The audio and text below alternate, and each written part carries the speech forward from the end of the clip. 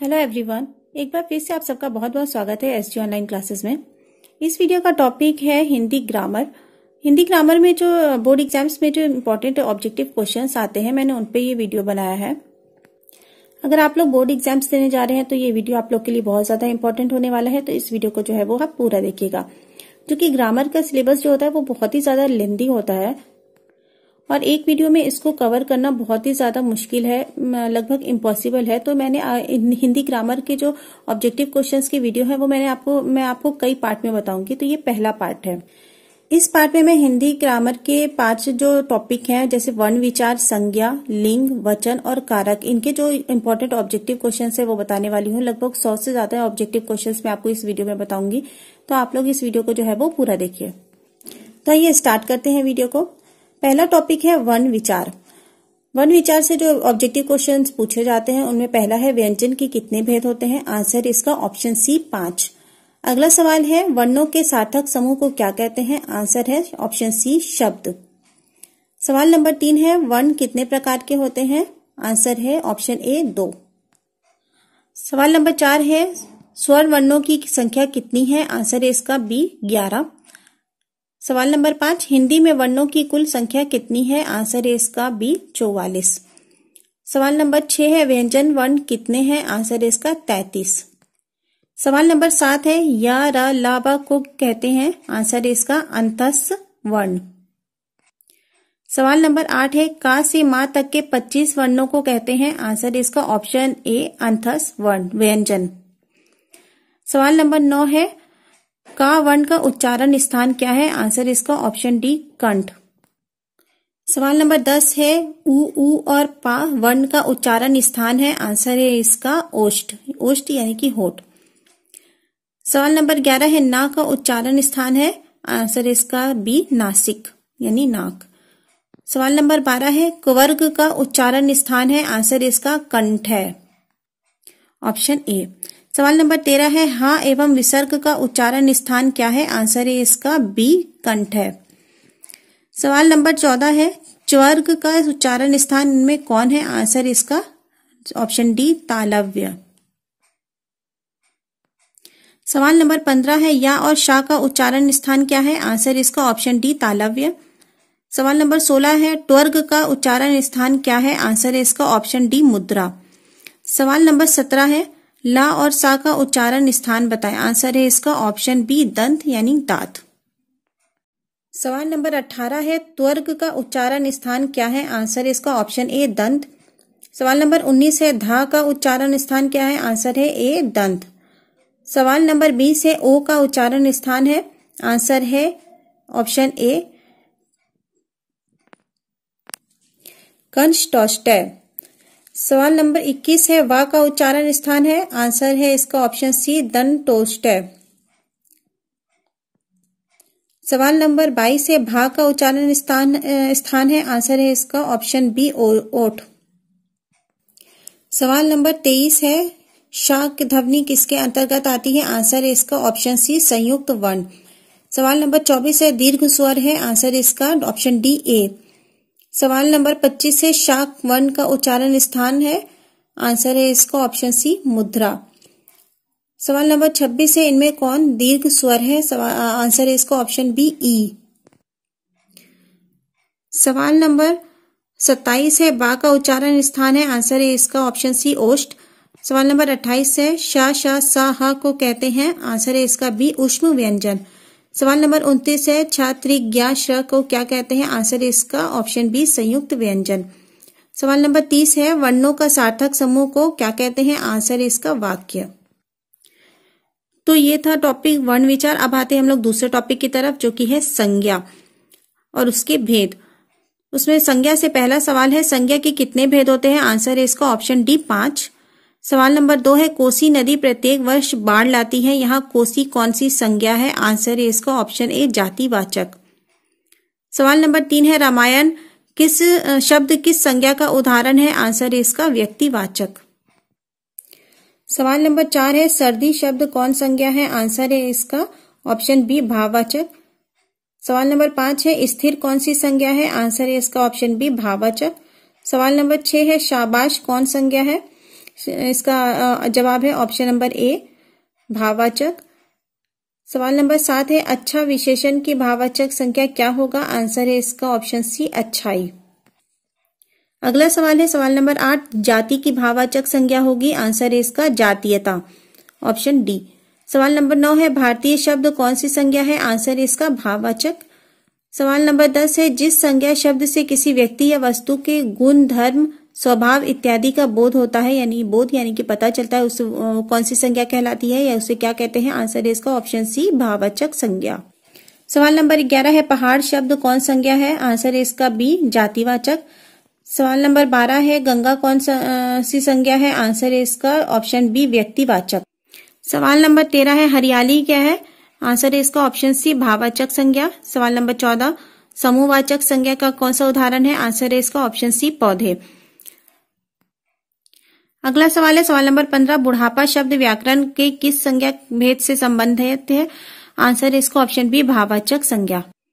सवाल नंबर 16 है निम्नलिखित में कौन सा शब्द व्यक्तिवाचक संज्ञा है? आंसर है इसका ऑप्शन सी, गंगा। सवाल नंबर 17 है तेल वाचक संज्ञा है, कौन सी संज्ञा है? तेल किसका उदाहरण है? आंसर है इसका ऑप्शन सी, द्रव्यवाचक संज्ञा। सवाल नंबर 18 है चौकीदार कौन सी संज्ञा है? आंसर है इसका ऑप्शन सी, जातिवाचक संज्ञा। सवाल नंबर 19 है पानी है, एक द्रव्यवाचक संज्ञा।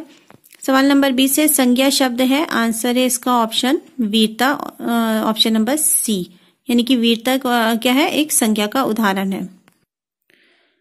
तो ये संज्ञा से 20 क्वेश्चन थे जो ऑब्जेक्टिव इंपॉर्टेंट अक्सर एग्जाम्स में आते हैं या आ सकते हैं। अब आते हैं हम लोग नेक्स्ट टॉपिक की तरफ जो है लिंग। लिंग से कौन से ऑब्जेक्टिव क्वेश्चंस पूछे जाते हैं? पहला है मित्र शब्द का लिंग निर्णय करें, यानी कि मित्र शब्द का कौन सा लिंग है? आंसर है इसका ऑप्शन बी, पुल्लिंग। सवाल नंबर 2 है पंडित शब्द का स्त्रीलिंग होगा? आंसर है इसका ऑप्शन बी, पंडिताइन। सवाल नंबर 3 है मार्ग शब्द का लिंग निर्णय करें, यानी कि मार्ग शब्द किस शब्द का लिंग क्या है? आंसर है इसका ऑप्शन ए, स्त्रीलिंग। सवाल नंबर 4 है पाठक शब्द का स्त्रीलिंग होगा? आंसर है ऑप्शन सी, पाठिका। सवाल नंबर 5 लेखक शब्द का स्त्रीलिंग होगा? आंसर है इसका बी, लेखिका। सवाल नंबर 6 है पोशाक शब्द का लिंग निर्णय करें? आंसर है इसका ए, स्त्रीलिंग। सवाल नंबर 7 महाशय शब्द का स्त्रीलिंग रूप क्या होगा? आंसर है इसका ऑप्शन बी, महाशया। सवाल नंबर 8 शिक्षक शब्द का स्त्रीलिंग होगा? आंसर है ऑप्शन ए, शिक्षिका। सवाल नंबर 9 है आचार्य शब्द का स्त्रीलिंग होगा? आंसर है ऑप्शन सी, आचार्य। सवाल नंबर 10 अध्यक्ष शब्द का स्त्रीलिंग? अध्यक्षा, ऑप्शन ए। सवाल नंबर 11 इसमें पुल्लिंग शब्द कौन सा है? आंसर है इसका सी, अशु, अशु यानी कि आंसू। सवाल नंबर 12 प्रचार शब्द है? आंसर है इसका ऑप्शन बी, पुल्लिंग। सवाल नंबर 13 इसमें स्त्रीलिंग शब्द बताएं, तो आंसर है सही आंसर है इसका ऑप्शन सी, डांट। सवाल नंबर 14 इसमें पुल्लिंग शब्द कौन सा है? आंसर है इसका ऑप्शन ए, जेल। सवाल नंबर 15 इनमें से कौन शब्द स्त्रीलिंग है? आंसर है इसका डी, बिक्री। सवाल नंबर 16 इसमें स्त्रीलिंग शब्द बताइए? आंसर है इसका ऑप्शन डी, परिस्थिति। सवाल नंबर 18 है सूर्य शब्द का स्त्रीलिंग रूप क्या होगा? आंसर है इसका सूर्या। सवाल नंबर 17 मिस हो गया था, इसमें पुल्लिंग शब्द कौन सा है? आंसर है इसका ऑप्शन डी, विचार। सवाल नंबर 19 इनमें से पुल्लिंग शब्द बताएं, तो चारों में से कौन है पुल्लिंग? आंसर है इसका ऑप्शन ए, घी। सवाल नंबर 20 है प्रिया का स्त्रीलिंग क्या होगा? प्रिय का आंसर है ऑप्शन सी, प्रिया। तो ये था लिंग से क्वेश्चन। अब आते हैं हम लोग अगले टॉपिक की तरफ जो कि है वचन। वचन से जो ऑब्जेक्टिव क्वेश्चंस पूछे जाते हैं बोर्ड एग्जाम्स में, उनमें पहला है वचन के कितने प्रकार होते हैं? आंसर है इसका ऑप्शन बी, 2। दूसरा सवाल है कर्मचारी गण में कौन सा शब्द लगा है? आंसर है इसका गण। सवाल नंबर 3 है समाचार किस प्रकार का वचन है? आंसर इसका सदैव बहुवचन। सवाल नंबर 4 है लड़का का बहुवचन होगा? आंसर है ऑप्शन बी, लड़के। सवाल नंबर 5 पोशाक का बहुवचन होगा? आंसर है इसका ऑप्शन ए, पोशाक। पोशाक का बहुवचन है ऑप्शन बी, पोशाकें। सवाल नंबर 6 है पहाड़ का बहुवचन क्या होगा? आंसर है ऑप्शन डी, पहाड़ों। सवाल नंबर 7 है इनमें से किसका प्रयोग सदा बहुवचन में होगा? आंसू, होश, प्राण, सभी में, यानी कि इसका आंसर है ऑप्शन डी, सभी में। सवाल नंबर 8 है निम्न में से किसका एक वचन और बहुवचन समान होता है? बालक, बालक का बालक के बालकों, और छात्र का छात्रों भी होता है एक वचन बहुवचन, तो इसका दोनों भी गलत है, यानी कि इसका ऑप्शन सही है डी, सभी गलत है। तो ये था टॉपिक वचन।